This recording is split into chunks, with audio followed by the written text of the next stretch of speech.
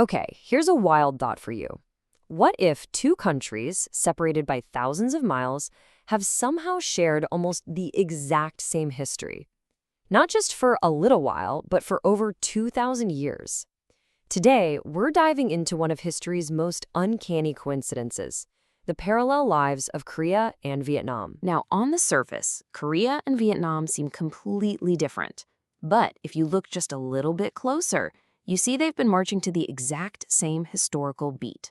It's a phenomenon some people call the parallel theory. So how on earth could these two nations be historical doppelgangers? Well, to get to the bottom of it, we're not going to start with some dry theory. Nope. The story begins with a person, a lost prince on a desperate journey. So where does this all start? Well, it kicks off almost 800 years ago with this incredible story of royal exile, a story that somehow connected these two distant lands across the sea. Picture this. It's the year 1226. In Vietnam, the ruling Ly dynasty is falling apart. The kingdom is being torn to shreds by a power struggle. It's total chaos. And right in the middle of it all, a prince named Ly Long Turing makes a huge choice. He grabs his family's sacred heirlooms, gets on a boat, and just sails off into the unknown, leaving everything he's ever known behind. So where does he land? He washes up on the shores of Goryeo, which we now know as Korea. The Korean king gives him a safe place to live. But here's where the story gets really interesting. This isn't just about survival. Years later, in 1253, the Mongol Empire invades. And this exiled Vietnamese prince, he steps up in a big way. He helps lead the local army to push back the invaders, and for his bravery, the king makes him a nobleman. He gives him land and a title. And just like that, he becomes the founder of a new Korean family, the Hwasun Lee clan. And the stories of his deeds are, literally carved in stone.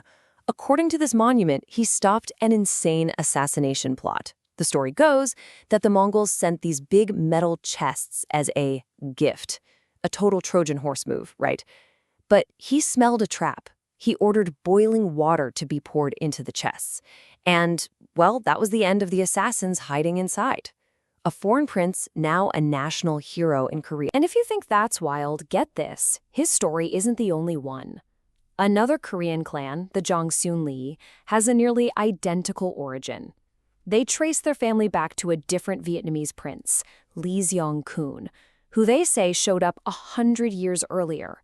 So you've got two different clans, two different princes, but one shared incredible origin story. It feels like a slam dunk, right? An open and shut case for this deep, ancient connection. But is it actually true? Yeah, as cool as that all sounds, historians, well, they do what they do. They started digging. And it was time to move from amazing storytelling to some serious fact-checking. For generations, you have these legends fueling a really powerful sense of shared heritage. But what happens when modern scholars start to cross-reference these Korean clan genealogies with the official history books back in Vietnam? Well, they run into a pretty big problem. And that problem is decisive. According to scholars like Cho Hyung-gook, the main character of our incredible story, Prince Ly Long Chung, is basically a ghost. His name is nowhere to be found in any of the official Vietnamese histories from that time. That's not just a small detail, that's a huge red flag for the whole story. Okay, so let's break this down, because it's actually pretty straightforward. Case number 1, the Hwasun Lee clan. Their founding prince doesn't appear in the Vietnamese records at all. Case number 2, the Jongsun Lee clan. Their founder is supposedly the son of an emperor who, well, Vietnamese records are pretty clear that the emperor didn't have any biological kids and had to adopt his heir. So what does this all point to? It's looking more and more like these are incredible, powerful foundation myths, maybe not literal, factual history. Okay, so the prince stories are probably folklore. End of story, right? Not even close. Because this is where things get really weird. Even if you take the princes completely out of the equation, the historical parallels between Korea and Vietnam are absolutely undeniable. The legend might be debunked, but the real mystery is just getting started. Just look at this timeline. The mirroring is almost spooky. Let's run through it. Around 100 BCE, boom, both fall under Chinese control. Fast forward to the 930s.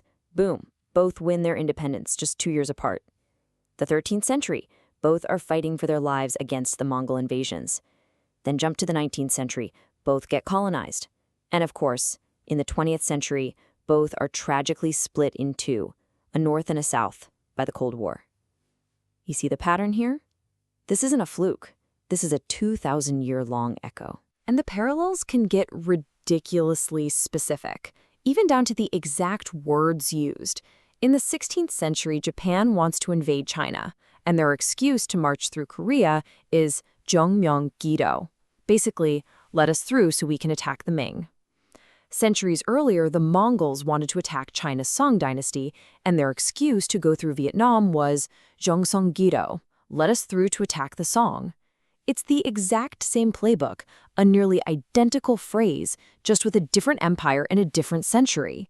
How is that possible? And it's not just about wars and invasions, it's about how they built their societies. Think of it like a national operating system.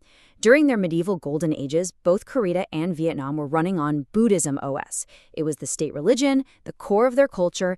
Then, later on, both independently decide to upgrade. They both switched to Confucianism OS as the guiding principle for their government and society. It's like they were reading from the exact same historical script. So we have this unbelievably deep, parallel history, a mix of myth and very real events. So what? Why does any of this matter now? Well, for a long time it didn't really, because it was mostly a forgotten story. But in the 20th century, it came roaring back to life and created a totally unique modern connection. You can actually see the interest in this connection pop up in a few key moments. It starts with a few scholars in the 1930s, then it kind of hits the mainstream during the Vietnam War for obvious reasons, but the big one, the real game changer, was in 1992, when the two countries officially reconnected. And this old story, this parallel history, suddenly became the foundation for a brand new relationship. And this isn't just some dusty old history lesson. It's alive, right now. You have members of the Hua Li clan flying to Vietnam and being welcomed like long-lost royalty. These lost prince stories are all over the media in Vietnam. The parallel theory has become this popular bridge between the two cultures. So at the end of the day, does it matter if the prince story is 100% fact? Maybe not as much as you think, because the idea of it has created something totally real and powerful today. So what's the big takeaway here? It's really about the power of stories, isn't it? How these narratives, even when their origins are a little murky, can shape who we are and build real-world relationships.